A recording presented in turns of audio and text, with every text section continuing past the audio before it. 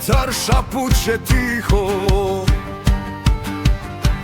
gde senke plešu pod mesečinom sivom, tamo gde stari hrast pamti sve dane. Živi baba Roga, strah iz davnine.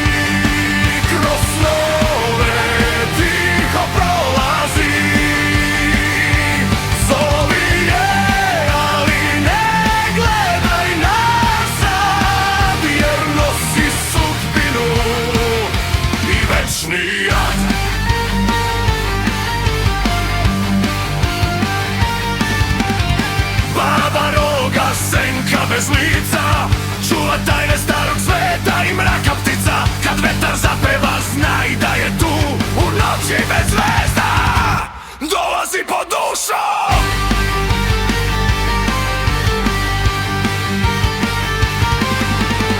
Kažu da nekad bila je žena, mudra i stara, ali zlom opijena, prokleta kletvom starijih sila, u čudovište noći se pretvorila. Njene ruke su kosti i pepeo, glas joj je šapac što ledi celo telo. U torbi nosi izgubljene sne i duše onih što zaboraviše sve. Baba Roga iz davne dolazi, kroz tome tiho prolazi.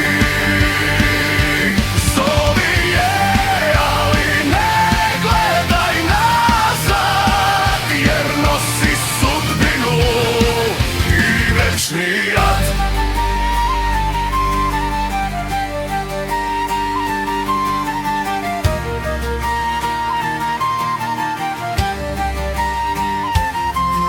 Ako čuješ korak iza sebe, ne okreći se, nema tebe, jer njena senka već te prati i nema svetla što će te spasti.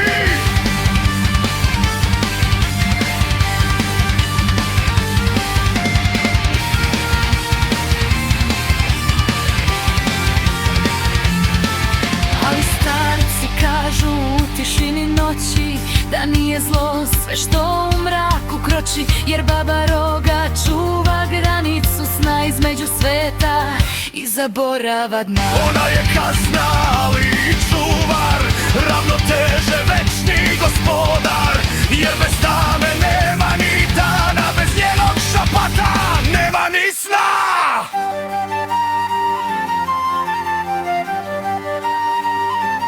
Baba Roga, drevna i hladna, kao sudbina večna i gladna, ne beži od nje, već zapamti to.